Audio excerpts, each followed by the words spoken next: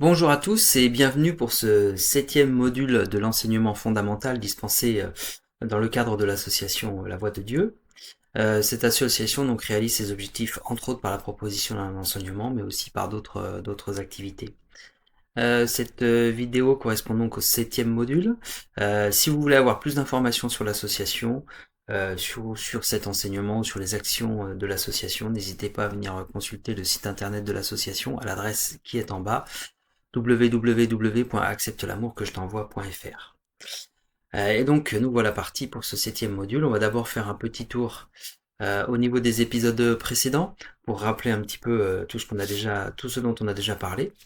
Alors donc nous avons vu au premier module Dieu veut s'incarner, donc ce message reçu euh, et puis qui veut dire que donc Dieu veut s'incarner, même si on ne comprend pas forcément exactement comment tout ça se passe. L'idée c'était justement d'aller un petit peu plus loin et d'essayer de comprendre qu'est-ce que voulait dire ce message, quel était l'objectif de Dieu à travers cette phrase.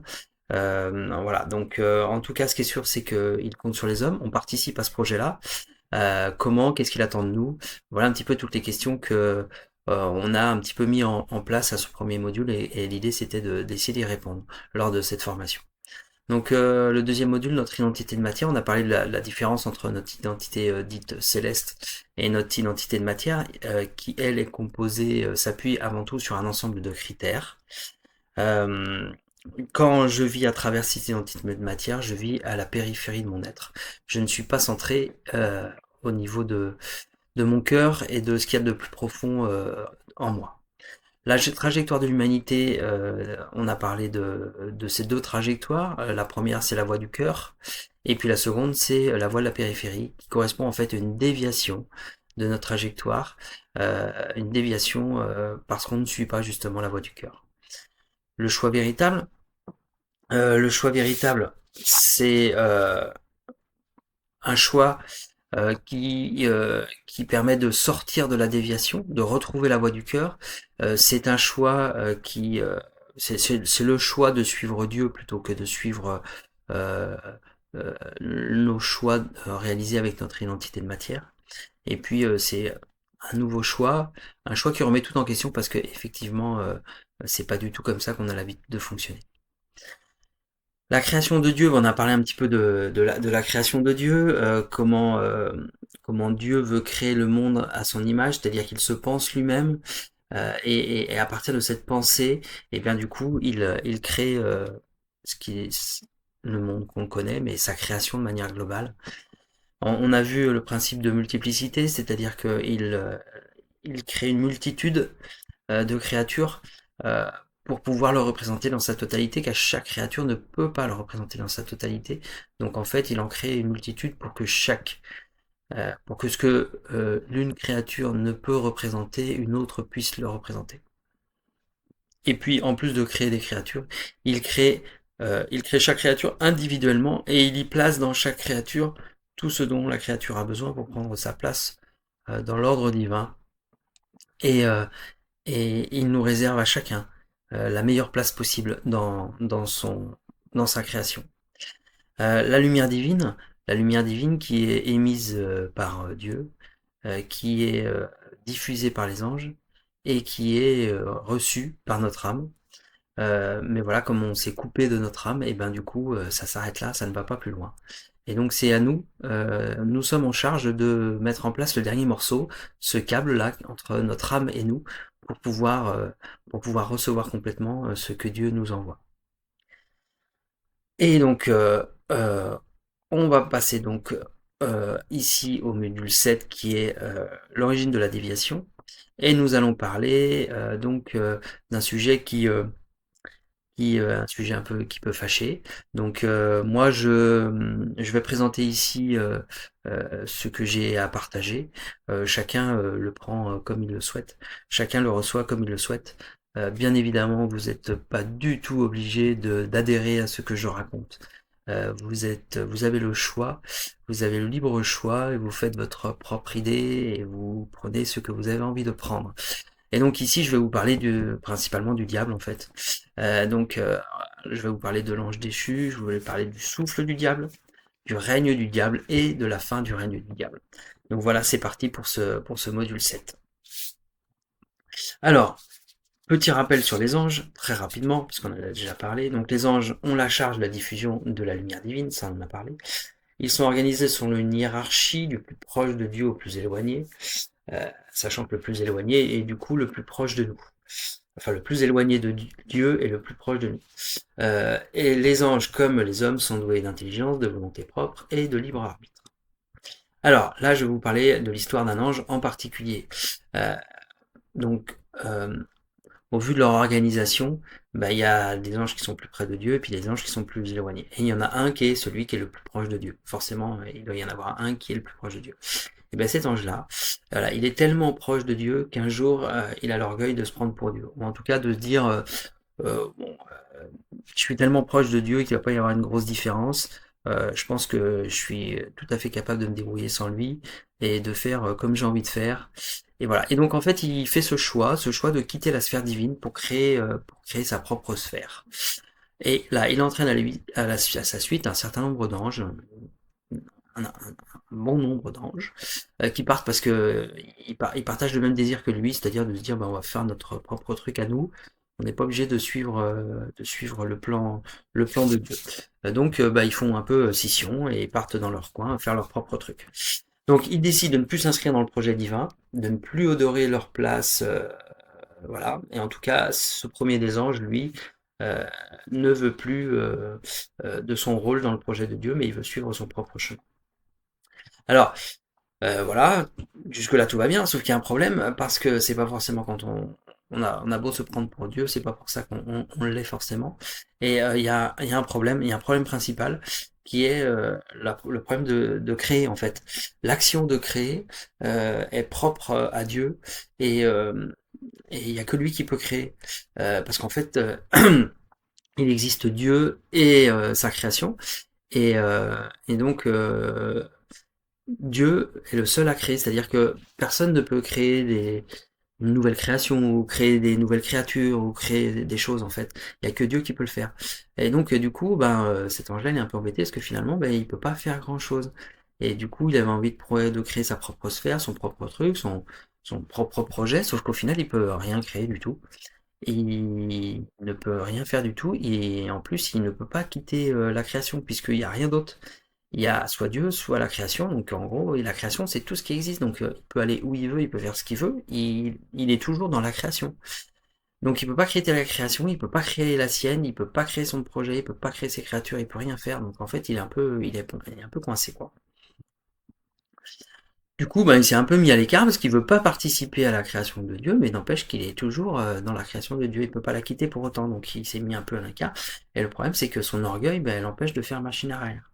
Il aurait pu certainement à un moment donné faire amende honorable et se dire bon ben voilà, j'ai voulu faire mon truc mais je vois bien que c'est pas possible, je suis désolé, je reviens, voilà, je reprends ma place, est-ce que je peux reprendre ma place, je sais pas moi, voilà. Mais son orgueil de se dire non, moi je peux y arriver tout seul, et en fait ça l'empêche de faire ça.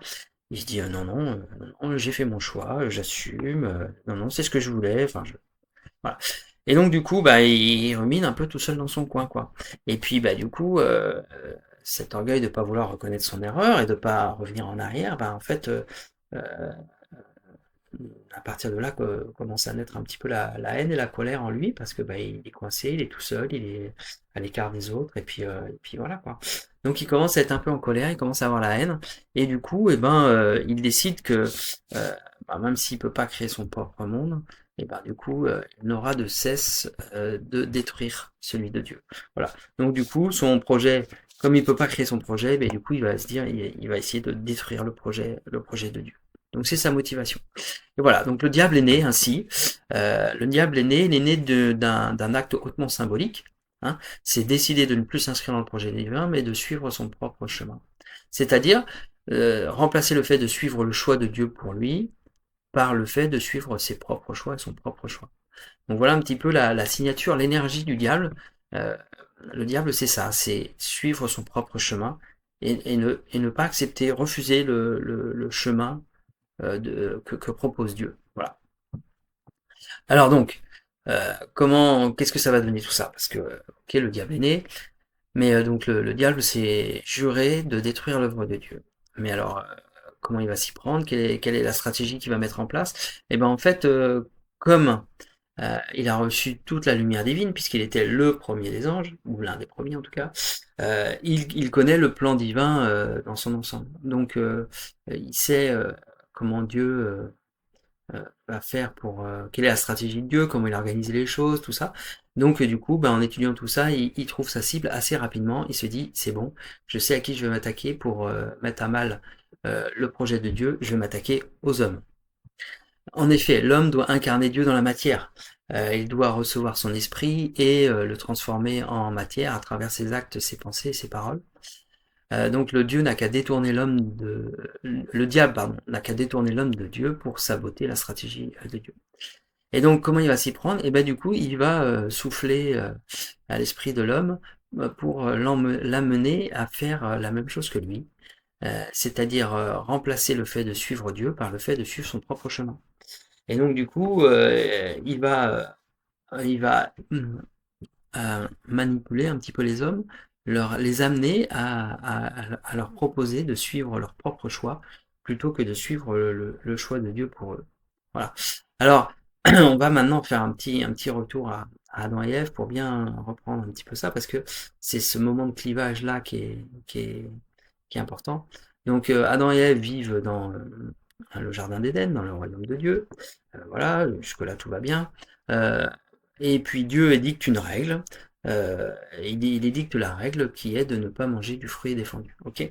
Donc du coup, il édicte cette règle-là qui correspond en fait à la règle du royaume de Dieu. C'est-à-dire, en gros, vous vivez dans mon royaume et puis vous respectez ma règle. Voilà un petit peu comment ça se passe. Et puis il y a le serpent qui arrive, donc le diable, et lui, il dit, il édicte une autre règle qui dit ah non, mais en fait, vous avez envie de manger du fruit, mais allez-y, il n'y a pas de problème.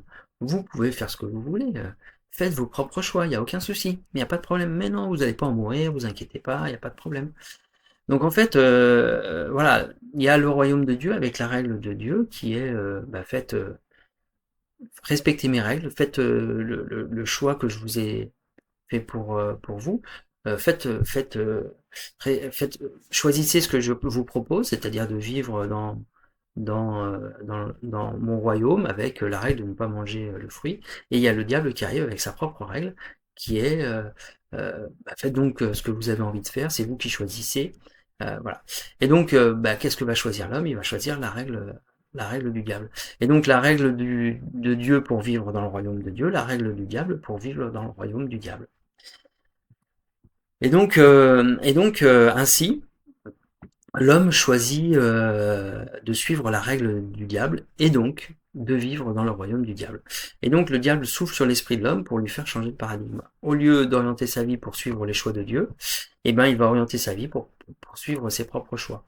Alors, l'homme se développe, sa structure égotique se développe, on en a parlé dans les modules, dans le deuxième module sur l'identité de matière, hein. Cette structure dans notre cerveau se développe et se développe sur la base de fonctionner en suivant nos propres choix. On aurait pu se développer sur la base de suivre les choix de Dieu. Voilà. Mais ça n'a pas été le cas. Donc on s'est développé ainsi, on fonctionne ainsi. Et l'homme est créateur, l'homme a créé un monde, hein. Tout ce que vous pouvez voir autour de vous, enfin pas tout, mais voilà, l'homme a créé toute une société, toute une civilisation, créé tout un tas de choses, hein. On a vu que l'homme était créateur. Et donc l'homme a créé un monde basé sur la règle du royaume du diable. C'est-à-dire un monde basé sur chacun fait ses propres choix. Au lieu de créer un monde qui aurait pu être basé sur la règle du royaume de Dieu, qui est de suivre les choix de Dieu. Voilà. Et le diable continue de souffler sur les pensées des hommes pour les détourner de Dieu et continuer dans cette voie-là, la voie de suivre, de faire ses propres choix. Donc voilà, pour le diable, le plus important, c'est de les détourner de Dieu, qu'ils n'aillent pas vers Dieu. Donc il continue à faire ses choix de cette manière-là. Voilà, c'est le plus important. Le reste, en gros, il s'en fout un peu. C'est-à-dire que peu importe ce que fait l'homme, qu'il fasse le bien, le mal ou toute autre chose, le diable, il s'en fiche royalement du moment qu'ils vont pas vers Dieu, hein. Donc c'est fondamental. Et de la même manière, Dieu, ce qu'il importe lui, c'est que on participe à son projet pour mettre en place son incarnation, et donc ce qui l'intéresse, c'est qu'on vienne vers lui. Et voilà. Alors, euh, le règne du diable. Donc on a vu comment le souffle du diable avait amené l'homme à choisir la règle du diable et à construire euh, un monde basé sur cette règle-là et donc à vivre dans le royaume du diable. Alors là, je vais reprendre un passage de la Bible. Euh, donc le diable l'emmena, c'est Jésus, l'emmena encore sur une montagne très haute, lui montra tous les royaumes du monde et leur gloire, et lui dit, je te donnerai tout cela si tu tombes à mes pieds pour te prosterner devant moi. Et Jésus lui répond, va-t'en Satan. Va-t'en Satan, car il est écrit, c'est devant le Seigneur, ton Dieu, que tu te prosterneras, et c'est à lui seul que tu rendras un culte. Alors le diable laissa et les anges vinrent le servir. Ok, donc pourquoi ça? Tout simplement, pourquoi ce passage? Parce que justement, à ce moment-là, le diable dit à Jésus, regarde tous les royaumes du monde, regarde leur gloire, et je te donnerai cela si tu tombes à mes pieds. Et Jésus répond, va-t'en Satan. Il lui répond, va-t'en Satan. Et il ne lui répond pas, tu mens, ces royaumes ne sont pas à toi, ils sont à mon Père. Il aurait pu dire ça. Il a dit non, non, tout ça c'est à Dieu, donc tu essayes de me filer des trucs, mais en fait tu essaies de me filer des trucs qui sont pas à toi, en fait tu essaies de me manipuler, là c'est n'importe quoi. Non, Jésus ne dit pas ça. Jésus il dit va-t'en Satan. Et de par cette réponse, c'est un petit peu le fait de dire en effet, tous ces royaumes du monde appartiennent à Satan. Voilà, donc c'est pour vous dire que Satan règne sur le monde des hommes. Voilà. Il règne sur le monde des hommes et il passe son temps à entretenir son règne. Pourquoi il entretient son règne? Parce que euh, tant qu'il régnera sur les hommes, eh ben, les hommes n'iront pas vers Dieu. Voilà. Donc il travaille constamment à entretenir cela pour que ça change pas et que les hommes n'aillent pas vers Dieu. Donc pour ce faire, il souffle constamment sur nos pensées, il appuie un petit peu sur nos différences, il attise nos ressentiments, il exacerbe nos haines, il fait tout pour nous diviser et nous séparer de Dieu. Dieu, lui, nous veut unis. Hein, dans la Bible, Jésus-Christ dit aimez-vous les uns les autres. Donc, si on se déteste tous, si on est tous en conflit les uns les autres, si on se fout tous si on se fait la guerre, voilà, et ben, du coup, on s'éloigne vraiment de ce que souhaite Dieu. Et en plus, unis, on est plus fort pour aller vers Dieu. Donc, le fait de nous séparer, de nous diviser, c'est diviser pour mieux régner, hein, tout simplement. Du coup, tout seul, on se laisse emporter par le flux des choses, quoi. Et donc en fait, voilà, il souffle dans notre esprit, sur nos pensées, pour attiser des choses, il souffle sur nos peurs, sur nos blessures, alors que là où Dieu aurait tendance à nous dire, ayez confiance et venez, on va tous, euh, voilà, ne vous laissez pas aller à vos peurs. Lui, le diable, il dit, oh là là, t'as vu, voilà, ça, regarde ses peurs et tout, c'est pas possible, il faut que tu restes là, que tu bouges pas, et que tu restes dans les schémas que tu connais, et surtout, va pas partir à l'aventure. Voilà. Donc Dieu, le diable partout entretient son règne. Voilà. Alors, il a trois leviers principaux pour nous dévier de Dieu, c'est l'argent, le sexe et la gloire. La gloire, c'est c'est notre positionnement vis-à-vis des autres, c'est-à-dire notre réussite sociale, comment on est perçu par les autres, comment la reconnaissance des autres, tout ça. Et donc en fait, ces trois choses-là ont tellement d'importance dans nos vies que en fait on fait nos choix de vie, on oriente nos vies, on fait nos choix par rapport à ça. Euh, et du coup, ça nous dévie de Dieu. En fait, tout simplement, c'est par rapport au premier commandement, les 10 commandements. Le premier, c'est tu n'auras qu'un seul Dieu. Voilà. Et en fait, dans nos vies, l'argent, le sexe ou la gloire peut devenir un Dieu pour nous. C'est-à-dire que euh, on va vénérer cela tellement que du coup, on va tout faire euh, pour avoir ça. Voilà. Et du coup, ça nous détourne de Dieu parce que tout simplement, ça devient nos idoles. Voilà. Et donc, ça nous détourne de Dieu. Et l'autre point qui me semblait intéressant aussi de préciser, c'est la traduction du diable là, en grec et ça signifie celui qui divise, celui qui désunit et celui qui embrouille. Alors, j'ai déjà parlé que le diable essaye de diviser, hein, pour mieux régner, mais il embrouille parce qu'en fait, il souffle, il nous souffle sur nos pensées par rapport à nos peurs, nos souffrances, nos trucs. En fait, ça nous embrouille. En fait, on perd la lucidité. Et en fait, c'est comme si on était un peu dans un nuage de fumée. On n'y voit plus clair. Et en fait, on a des doutes. Voilà, on a des doutes. Tout ce qui est doute, tout ce qui est de l'ordre du doute, c'est, euh, c'est, euh, ça vient du diable, en fait. Tout ce qui est doute en nous, dès qu'on ne sait pas, dès qu'on se pose des questions, oui, mais peut-être que, et qu'est-ce qu'il va dire de moi, et qu'est-ce qu'on va penser de moi, et est-ce que c'est ça qu'il faut faire, est-ce que c'est bien, est-ce que c'est pas bien, ah, euh, est-ce que je vais y arriver, est-ce que je vais pas, tout ce qui est doute, c'est vraiment, ça nous embrouille, ça nous fait douter, voilà, c'est le diable. Alors, très rarement, le diable agit à découvert, hein, mais c'est assez rare parce que la majorité du temps, il agit dans l'ombre. Il souffle juste sur nos pensées pour nous détourner de Dieu. Il essaie de ne pas se faire remarquer, de ne pas se faire repérer. Il n'est pas là en train de fanfaronner, à dire regardez, c'est moi le chef, c'est moi le boss, allez, suivez-moi. Non, parce que sa meilleure stratégie, c'est de faire croire qu'il n'existe pas. Euh, si on prend conscience qu'il existe, alors déjà, le problème, c'est que si on est d'accord pour dire que le diable existe, c'est difficile après de dire que Dieu n'existe pas. Hein, parce que ça va quand même un peu de pair.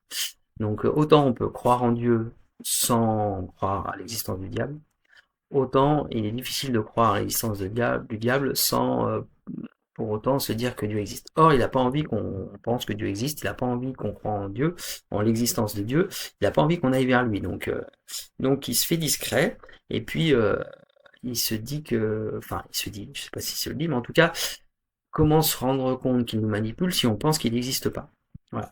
Hein, comment se libérer d'une prison qui n'existe pas? Regardez, je suis pas dans une prison là, qu'est-ce que vous voulez que je me libère de quoi?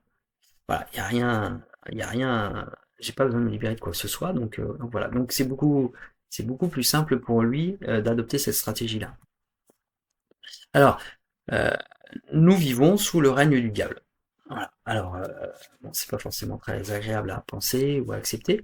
Alors, qu'est-ce que ça veut dire? Ben, en fait, le règne du diable nous amène donc à quitter notre trajectoire et notre alignement avec le plan divin. Ok. Et nous, du coup, nous ne prenons pas la place prévue pour nous par Dieu, et Dieu nous avait prévu la meilleure place possible. Donc, ça nous empêche d'accéder à cette meilleure place. Alors du coup, ben, on prend quelle place? Ben, on prend la place qu'on arrive à prendre. Donc, on fait ce qu'on peut pour prendre une place, voilà. Et on essaie de faire en sorte qu'elle nous convienne, mais c'est pas toujours forcément le cas. En tout cas, elle est bien souvent elle est souvent bien éloignée de la meilleure place possible pour nous. Euh, Vivre sous le règne du diable, c'est nos critères, c'est vivre avec nos critères qui nous divisent les uns des autres. Et donc, c'est aussi vivre des relations conflictuelles. Tous les conflits avec les uns et les autres, les gens qu'on a autour de nous, ben, c'est ça aussi vivre sous le règne du diable. Et à titre collectif, eh ben, en fait, à titre collectif, on n'a pas, euh, comme on n'est pas aligné, on n'est plus aligné avec l'harmonie du plan divin et l'harmonie de Dieu, ben, du coup, ça crée forcément un environnement, un monde disharmonieux, un monde où justement apparaît euh, ben, la pourriture, les maladies, la souffrance, les guerres, enfin tous les conflits de tout type et tout ça. En fait, on est un peu sur un monde qui est un peu malade, quoi, qui va pas très bien. C'est comme une plante qu'on retire de la terre euh, et qu'on laisse un peu comme ça, mais elle a plus ses ressources, sa nourriture qui lui permet d'être en bonne santé, donc elle va commencer à être en moins bonne santé. Voilà. Et ben le monde dans lequel on vit, il est un peu en moins bonne santé. Voilà. C'est un petit peu ça. Et puis, bah, évidemment, il y a aussi le fait que bah, on n'a plus accès à la providence de Dieu, à tout ce que Dieu nous envoie, qui nous envoie par la lumière divine, mais du coup, qu'on ne reçoit pas. Donc, du coup, bah, il faut se battre pour obtenir les choses. Et puis, bah, on a affaire voilà, aux divisions, aux ressentiments, les blessures, les injustices, tout un tas de choses qui créent du coup un monde de conflit. Alors, malgré tout, il faut quand même en parler, même si on vit sous le règne du diable, le diable n'a pas les coups des franches parce que notre âme, qui est à l'intérieur de nous, elle appartient à Dieu et elle est intouchable. Le diable n'y a pas accès. Ok? Donc on a toujours en nous cette étincelle-là qui nous porte vers la création de Dieu, vers la lumière, vers l'harmonie, vers l'unité. Voilà. Et du coup, même si elle souffre de nous voir vivre sous le règne du diable, eh ben, elle se bat à chaque instant pour essayer de nous faire sortir la tête de l'eau, pour essayer de nous ramener sur le chemin qui mène à Dieu. Voilà. Alors, bah, du coup, on peut dire qu'on vit un peu tiraillé entre cette double influence, l'influence du diable, qui nous incite avant tout à faire nos propres choix, à assouvir nos envies selon nos propres modalités, à nous diviser avec ceux qui n'ont pas les mêmes critères que nous et à nous détourner de Dieu. Et puis on a aussi en nous une autre influence, qui est l'influence de notre âme, qui nous incite, elle, à aller vers Dieu, à suivre les choix de Dieu et à s'unir avec les autres. Et donc en fait on est un petit peu tiraillé entre ça, et c'est un petit peu la dualité. C'est la dualité dans laquelle on vit, et c'est aussi la dualité qui est décrite dans le deuxième livre de Fabio, qui s'appelle la dualité ici au-delà. Donc si vous avez envie d'avoir plus de détails là-dessus, vous pourrez toujours consulter ce livre. Voilà. Alors, la fin du règne du diable. Alors, ça c'est un petit peu plus optimiste quand même, parce que pour l'instant c'est un peu tristounet notre histoire du diable là quand même. Le règne du diable prendra fin. Ça, c'est quelque chose qui est sûr. Pourquoi? Parce que le diable appartient à la création. Il n'est pas en dehors de la création de Dieu, et donc à partir du moment où on est dans la création de Dieu, ben, on est soumis à la volonté de Dieu. Donc les choses se passeront telles que Dieu le voudra. Et donc, à un moment donné, le règne du diable prendra fin. Alors comment ça va se passer? Quand ça va se passer? Qu'est-ce que cela implique? Ça, c'est un peu plus difficile à établir. Voilà, surtout que des fois, c'est quand même toujours un peu plus facile d'essayer d'expliquer ce qui s'est passé que d'expliquer ce qui va se passer. Alors, première chose déjà à préciser, c'est vraiment fondamental, c'est que l'existence du diable était inéluctable.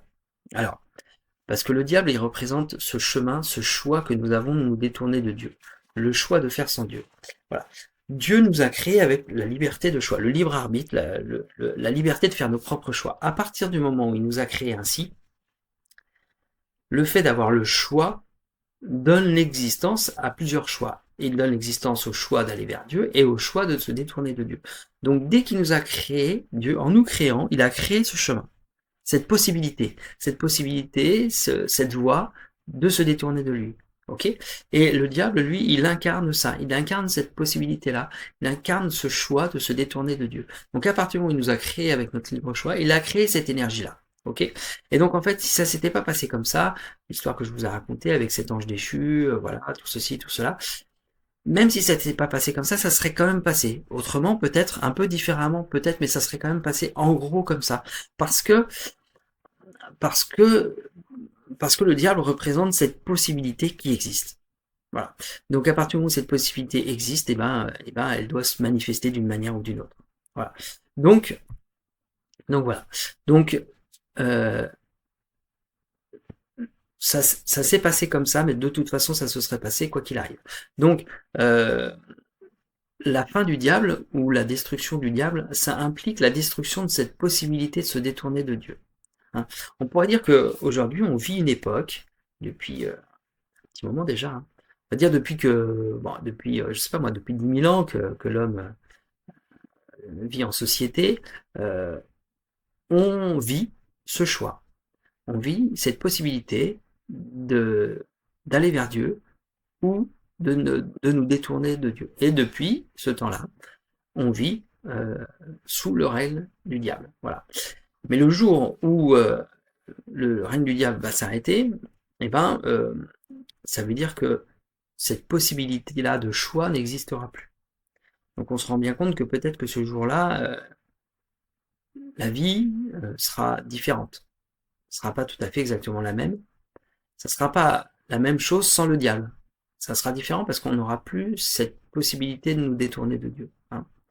Donc c'est comme si là, on avait cette possibilité-là, on vivait cette possibilité-là, jusqu'à ce qu'on fasse le choix d'aller vers Dieu, ou pas, et que après, on vivra autre chose, c'est-à-dire qu'on vivra dans le royaume de Dieu, et là, on sera plus, on vivra autre chose, on ne vivra plus un moment de choix, on vivra un moment où le choix aura été fait. Voilà. Mais du coup, donc je disais que la disparition de Dieu implique la disparition de cette possibilité de se détourner de Dieu, mais l'inverse est vrai aussi, c'est-à-dire que arrêter de se détourner de Dieu implique la disparition du diable. Hein. C'est-à-dire que si on fait le choix d'aller vers Dieu, et du coup on écarte le choix de se détourner de lui, bah du coup on écarte le diable, on le supprime, il n'existe plus. Et donc faut vraiment mettre cette notion-là en parallèle de notre chemin personnel, et donc individuellement, euh, eh ben on peut, en fonction de ce qu'on fait, participer à la destruction du diable à l'intérieur de nous-mêmes. Hein. Euh, Faire le choix de suivre Dieu, de suivre les choix de Dieu, c'est aussi une manière de faire disparaître le diable en nous. Voilà. Et donc en fait, même si on ne sait pas exactement comment ça va se passer la fin du règne du diable au sein de la création, de manière globale et complète, et à quand est-ce que ça va se passer, ainsi de suite, ainsi de suite, mais il ne sert à rien d'attendre. Parce que, en fait, nous avons, nous, la possibilité, pendant notre vie terrestre, de mettre un terme au règne du diable en nous. Hein. Et peut-être que la fin du règne du diable doit être avant tout intérieure avant d'être extérieure. C'est-à-dire que peut-être que c'est aussi comme ça qu'on participe, nous, à la fin du règne du diable. Voilà, je pense avoir fait un petit peu le tour de la question de cette origine de la déviation. Donc on a beaucoup parlé de la déviation, hein, en effet, de l'homme et de l'humanité. On avait cette voie du cœur qui était un peu la voie toute tracée, qui était le chemin prévu par Dieu pour nous. Et puis en effet, l'homme se dévie avec le fonctionnement de son identité de matière qui l'incite à faire ses choix à travers ses propres critères et ainsi de suite. Mais en fait, l'origine de cette déviation, le- la, la, la- l'énergie de cette déviation, eh bien en fait, elle vient du diable, qui à la fois a certainement été le premier à faire ce choix de se détourner de Dieu, qui a par orgueil voulu faire ses propres choix, et à la fois, ce diable qui représente justement cette possibilité de faire ce choix, de ne pas aller vers Dieu, de se détourner de Dieu, en faisant nos propres choix et en ne suivant pas les choix de Dieu pour nous. Et voilà, on se retrouve pour le dernier module, le module 8, qui va nous parler de la volonté de Dieu sur Terre. On va un petit peu plus avancer encore là-dessus et aussi faire un petit peu la synthèse de tout cet enseignement pour voir un petit peu où est-ce qu'on en est maintenant. Merci à vous d'avoir suivi cette vidéo et je vous souhaite une bonne journée. Au revoir.